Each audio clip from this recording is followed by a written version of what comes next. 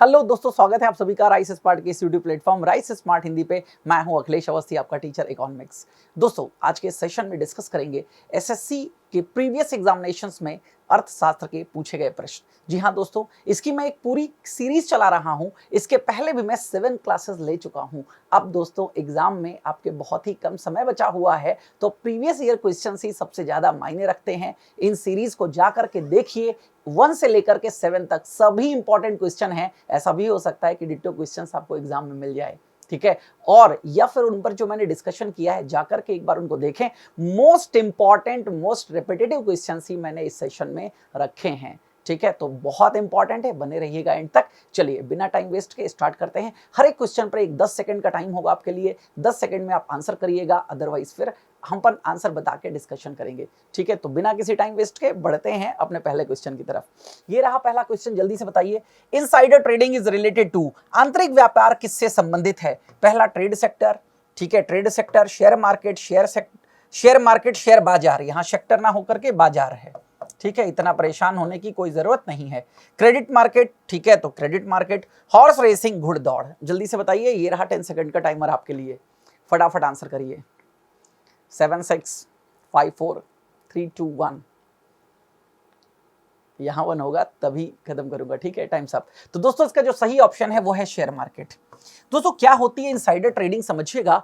देखिए, share market एक ऐसा बाजार है जहां पर किसी भी कंपनी से संबंधित कोई भी अगर न्यूज है तो वो उस कंपनी के शेयर प्राइस को अप कर सकती है, शेयर प्राइस को डाउन कर सकती है। जैसे एग्जांपल के तौर पे मैं आपको बताऊं, रिजर्व बैंक ने पेटीएम पे कुछ समय के लिए बैन लगा दिया था।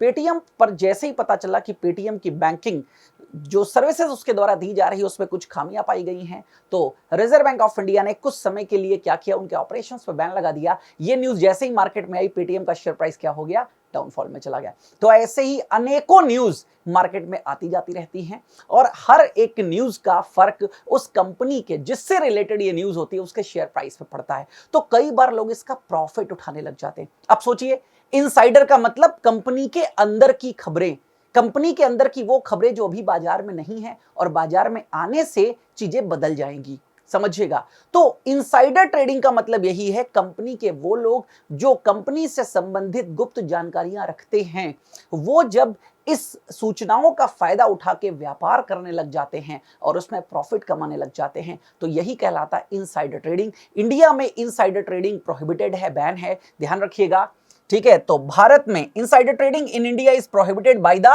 कंपनीज एक्ट, ठीक है, कंपनी अधिनियम 2013 के द्वारा प्रतिबंधित है। And the SEBI act 1992, securities and exchange board of India जो कि शेयर मार्केट का रेगुलेटर है, 1992, ठीक है, में बना था, इसके द्वारा भी क्या है, प्रतिबंधित है। और एक अलग से लॉ बनाया गया था इसके लिए, SEBI prohibition of insider trading regulations 2015। ये क्या करता है, prescribe the rule of prohibition and restriction of insider trading in India. तो ध्यान रखिएगा, इनसाइडर ट्रेडिंग इंडिया में प्रोहिबिटेड है, कोई भी नहीं कर सकता। चलिए अगला बताइए।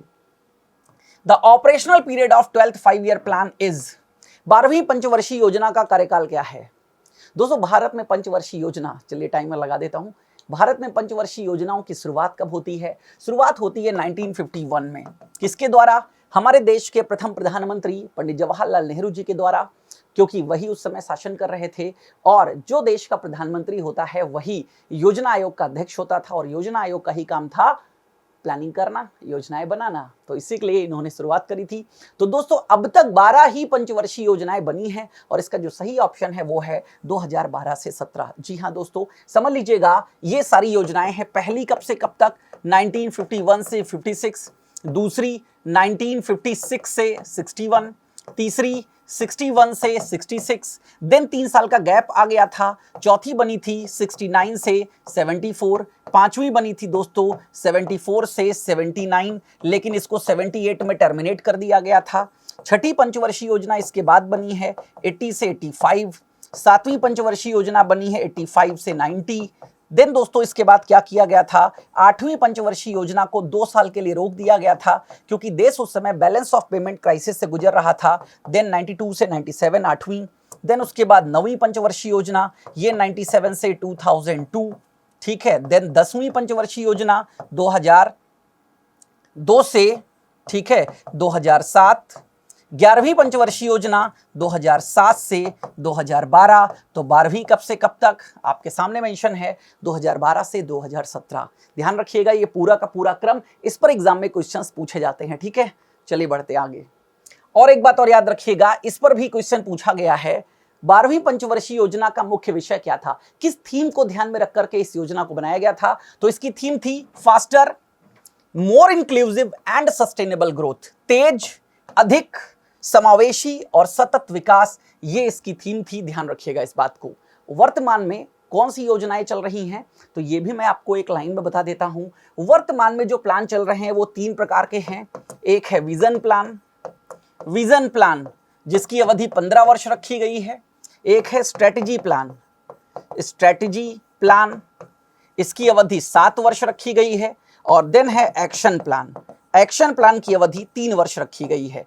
तो अब ये योजनाएं देश में चल रही हैं।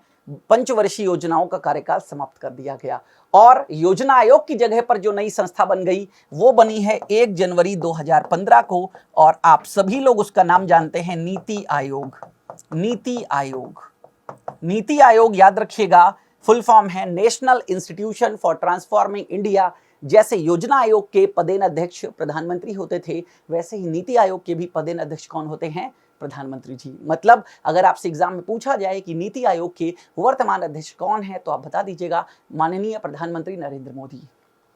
अगला क्वेश्चन बताइए, money transfer through mobile is called, mobile के जरिए धनराशि के अंतरण को क्या कहते हैं। जब मोबाइल से आप फंड ट्रांसफर करते हैं तो इनमें से कौन सी सर्विस का इस्तेमाल करते हैं, ये आपसे पूछा जा रहा है। पहला है IFSC, देन है ATM, देन है IMPS, देन है IFS। जल्दी से बताइए, your time starts now. Answer करते रहिए फटाफट, सभी इंपॉर्टेंट क्वेश्चन है और जो डिस्कशन करता जा रहा हूं सुनते हुए चलिएगा, बहुत ही फ्रूटफुल होगा आपके लिए। Yes, times up. तो दोस्तों यहां पर जो मनी ट्रांसफर सर्विस है, जिसके द्वारा मोबाइल के द्वारा जो पैसे ट्रांसफर किए जाते हैं, वो इस सुविधा के द्वारा, जिसे हम कहते हैं इमीडिएट पेमेंट सर्विस। क्या बोलते हैं हम इसे, इमीडिएट पेमेंट सर्विस, ये है दोस्तों। ठीक है, IMPS। IFSC दोस्तों ये कोड होता है इंडियन फाइनेंशियल सिस्टम कोड। जब भी आप किसी को पैसे भेजते हैं तो ये कोड इस्तेमाल होता है। 11 डिजिट का ये कोड होता है, ध्यान रखिएगा, जिसके 4 डिजिट जो हैं वो अल्फाबेटिकल होते हैं, कुछ इस तरीके का। अगर आपके पास चेकबुक है तो चेक लीफ में देखिएगा ये कोड लिखा होता है IFSC। और कई बार आपने पैसे भेजने के लिए इस कोड का इस्तेमाल भी किया होगा, तो समझिएगा। जैसे SBI का कोड कुछ इस तरीके का होता है, SBIN 012345 तो ये जो स्टार्टिंग के 4 डिजिट होते हैं ये अल्फा होते हैं, मतलब अल्फाबेटिकल ही होंगे।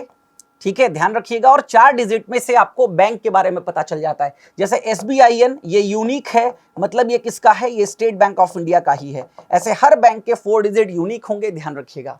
देन ये जो 5th डिजिट है इसको 0 रिजर्व रखा गया है, ध्यान रखिएगा। और लास्ट के जो 6 डिजिट हैं ये न्यूमेरिकल वैल्यू भी हो सकती है, अल्फाबेटिकल वैल्यू भी हो सकती है। ये रिप्रेजेंट करता है ब्रांच कोड को। मतलब किसी को पैसा भेजना है तो इस कोड से ये पता चल जाता है कि उसका बैंक अकाउंट किस बैंक में है और उस बैंक की कौन सी ब्रांच में है, देन आप भेज सकते हो। ATM के बारे में आप जानते हो, ATM ऑटोमेटेड टेलर मशीन बोलते हैं, फुल फॉर्म ध्यान रखिएगा, ऑटोमेटेड टेलर मशीन। हालांकि एक बात और याद रखिएगा, कुछ यूनिवर्सिटीज जो कि आजकल आपको ज्यादा ज्ञान दे रही हैं, जिसे हम व्हाट्सएप और फेसबुक यूनिवर्सिटी कहते हैं, वहां से ज्ञान मत लिया करिए, क्योंकि वहां का ज्ञान आधा अधूरा और फेक ज्ञान भी हो सकता है। तो कई बार ATM को एनी टाइम मनी लिखते हैं, ये उसके फंक्शन तो हो सकते हैं लेकिन इसका फुल फॉर्म नहीं। एग्जाम में आपसे अगर लिखा हो ATM का full form any time money तो गलत हो जाएगा। ऑटोमेटेड टेलर मशीन ध्यान रखिएगा, और ATM से आप पैसे विड्रॉल कर सकते हैं, वो आपको पता ही है। ठीक है, IFS यूं ही लिखा हुआ है। चलिए आगे बात करते हैं। G20 is the group of 20 largest economies represented by there. G20 विश्व की सबसे बड़ी 20 अर्थव्यवस्थाओं का एक समूह है जिसका प्रतिनिधित्व निम्नलिखित में से किसके द्वारा किया जाता है। 4 ऑप्शन है आपके पास, पढ़ लीजिएगा, your time starts now. G20 group of 20 एक इंटरनेशनल ऑर्गेनाइजेशन है जिसकी अभी हाल ही में सबमिट हुई थी, जिसमें हमारे देश के प्रधानमंत्री जी गए थे भाग लेने के लिए। बेसिकली ये ग्रुप किसको रिप्रेजेंट करता है, ये आपसे पूछा जा रहा है। 20 बड़ी अर्थव्यवस्थाओं के वित्त मंत्री और central bank governor. Central bank governor मतलब हर देश का केंद्रीय बैंक होता है, वहां का गवर्नर। जैसे भारत में रिजर्व बैंक ऑफ इंडिया के governor mister Shaktikanta Das. Finance minister इस समय कौन है? कौन है? मिसेस निर्मला सीतारमन। तो याद रखिएगा, फाइनेंस मिनिस्टर सेंट्रल बैंक को रिप्रेजेंट करता है पूरा का पूरा। और G20 के बारे में ध्यान रखिएगा, बहुत ही इंपॉर्टेंट और एग्जाम में आ सकता है। G20 की जो अगली 2023 की चेयरमैनशिप है भारत को मिल गई है, भारत को मिल गई है। अब मतलब अगली जो समिट होगी वो कहां पे होगी? भारत में होगी, प्रगति मैदान में। लेकिन अभी जो ये समिट हुई है हाल ही में 15-16 नवंबर को, ये कहां पर हुई है? नूसा दुआ, बाली, इंडोनेशिया में। और ये 17वीं नंबर की समिट थी, 17वीं। तो आपसे पूछा जाए G20 की 17वीं समिट कहां पे हुई है, तो बता दीजिएगा बाली, इंडोनेशिया। 18वीं कहां पे होगी? तो दोस्तों 18वीं समिट ऑर्गेनाइज होगी, अभी जो टेंटेटिव डेट्स हैं वो है 9 से 10 सितंबर 2023। कहां पर? भारत में। और याद रखिएगा, जिसके पास इसकी चेयरमैनशिप आने वाली होती है वही इस संस्था का चेयरमैन हो जाता है। मतलब हर साल चेयरमैन बदलते हैं। तो अगर ऐसा भी क्वेश्चन पूछ लिया जाए कि वर्तमान में G20 का अध्यक्ष कौन है, तो बता दीजिएगा प्रधानमंत्री नरेंद्र मोदी। समझ गए मेरी बात या नहीं? और इसका हेडक्वार्टर भी समिट के साथ साथ बदलता रहता है। तो अगले 1 साल तक जो हेडक्वार्टर है वो भी कहां है? भारत ही है, न्यू दिल्ली। ध्यान रखिएगा, ठीक है। G20 का फॉर्मेशन कब हुआ था? 26 सितंबर 1999, ठीक है। 1999 में 26 सितंबर को इसको स्टैब्लिश किया गया था। और बेसिकली 20 बड़ी अर्थव्यवस्थाओं का एक ग्रुप है जिनका काम ही है आपस में मिलकर के क्या करना? अर्थव्यवस्थाओं का विकास करना। जब फाइनेंस मिनिस्टर इन्वॉल्व है और आरबीआई गवर्नर इन्वॉल्व है तो बात किसकी होगी? इकोनॉमी की होगी। तो फोकस इकोनॉमी पे रहता है। अगला बताइए, Malthusian theory is associated with which of the following? Malthusian सिद्धांत किससे संबंधित है? ये क्वेश्चंस एग्जाम में पूछे जा चुके हैं, सोचिएगा, ऐसे भी क्वेश्चंस एग्जाम में पूछे जाते हैं। तो माल्थुसियन का सिद्धांत किससे संबंधित है? जल्दी से बताइए, टाइम स्टार्ट्स नाउ। माल्थुसियन का सिद्धांत 6 5 4 3 2 1 टाइम्स अप। तो दोस्तों माल्थुसियन की जो थ्योरी है वो किससे रिलेटेड है? रिलेटेड है पॉपुलेशन, जनसंख्या से। अब इनकी जो थ्योरी ऑफ पॉपुलेशन है, ये इन्होंने क्या बताया था? इन्होंने ये बताया बेसिकली कि जिस दर से जनसंख्या बढ़ रही है उस दर से फूड सप्लाई नहीं बढ़ रही है। मतलब आने वाले समय में ऐसा हो सकता है कि जो पूरा का पूरा विश्व है वो भूख संकट, ठीक है, जो हंगर का है वो सामना करना पड़े, क्योंकि जिस हिसाब से जनसंख्या बढ़ रही है उस हिसाब से फूड सप्लाई नहीं बढ़ रही है। ये इन्होंने बताया। अब अगर इसको चेक करना हो तो चेक कैसे किया जा सकता है? ऑब्वियसली जनसंख्या पर नियंत्रण की बात अगर कहें तो 2 तरीके से हो सकता है। एक तो इन्होंने कहा कि जो प्राकृतिक आपदाएं हैं, आप देखते हो कहीं पर भूकंप आता है, ठीक है, कहीं पर सूखा पड़ जाता है। अभी आपने देखा कोरोना महामारी भारत में आई, भारत का पूरे विश्व में कोरोना महामारी से लोग मरे हैं। देखिए कितनी जनसंख्या एक साथ क्या हो गई? सिमट गई, जनसंख्या कम हो गई। तो एक तो इन्होंने कहा कि नेचुरल कॉजेज हैं, ठीक है, पॉजिटिव, और एक है हमारे और आपके द्वारा, मतलब हमारे देश की सरकारों के द्वारा बनाई गई नीतियां, जिनको हम जनसंख्या नीति कहते हैं। जैसे चाइना ने नीति बनाती थी कि अब बच्चे 2 ही आप वहां पर कर सकते हैं, ठीक है, तो देन फिर इस नीति को अभी हटा लिया गया। तो बात समझिएगा, यहां पर ऐसी ही नीति जब बनाई जाती हैं, भारत में भी पॉपुलेशन कंट्रोल के लिए नीतियां बनती रही हैं, ठीक है, लोगों को अवेयर भी किया जाता रहता है इसलिए। तो बच्चे 2 ही अच्छे, यही बताया जाता है। तो बात समझिएगा, तो ये है पूरा का पूरा सिद्धांत। समझिएगा, इनका जो पूरा नाम था वो था Thomas Robert Malthus, Thomas Robert Malthus. और इन्होंने माल्थस थ्योरी ऑफ पॉपुलेशन दिया था, theory of exponential population and arithmetic food supply growth. Again ये बिलीव करते थे a balance between population growth and food supply can be established through preventive and positive checks. इन्होंने कहा कि जो जनसंख्या वृद्धि है और जो फूड सप्लाई है, ठीक है, खाद्य आपूर्ति है, इसमें एक बैलेंस एस्टैब्लिश किया जा सकता है 2 चेक्स के द्वारा, preventive and positive. Positive checks वही जो मैंने आपको बताया, नेचर कॉजेज, और प्रिवेंटिव चेक्स जो कि गवर्नमेंट्स के द्वारा, इंसानों के द्वारा बनाए गए हैं, ठीक है। अगला बताइए, Which is the parameter for the economic development? आर्थिक विकास का प्राचल निम्नलिखित में से कौन सा है? मतलब इनमें से वो कौन सा ऑप्शन सही है जिससे हम आर्थिक विकास का अंदाजा लगा सकते हैं कि किसी देश का इकोनॉमिक डेवलपमेंट हुआ है? याद रखिएगा, दोनों अलग अलग वर्ड हैं। एक वर्ड होता है इकोनॉमिक ग्रोथ, आर्थिक समृद्धि, एक वर्ड होता है इकोनॉमिक डेवलपमेंट, आर्थिक विकास। दोनों अलग अलग हैं। आर्थिक विकास एक मेजर है, आर्थिक विकास पे ही हमारा फोकस रहता है। तो आर्थिक विकास का जो पैमाना है उसको हम कंसीडर करते हैं पर कैपिटा मॉनेटरी इनकम। किसी भी देश की प्रति व्यक्ति आय वहां के आर्थिक विकास को दर्शाती है। ध्यान रखिएगा इस बात को। प्रति व्यक्ति आय कैसे निकल के आती है? तो दोस्तों नेशनल इनकम अपॉन कर देते हैं टोटल पॉपुलेशन। किसी भी देश की राष्ट्रीय आय कितनी है, अपॉन कर दीजिए टोटल पॉपुलेशन से, जो वैल्यू निकल के आती है उसी को कहते हैं पर कैपिटा इनकम, और ये उस देश के आर्थिक विकास को दर्शाने का काम करती है। तो फॉर्मूला भी ध्यान रखिएगा, एग्जाम में फॉर्मूला भी पूछा जा चुका है। चलिए अगला बताइए।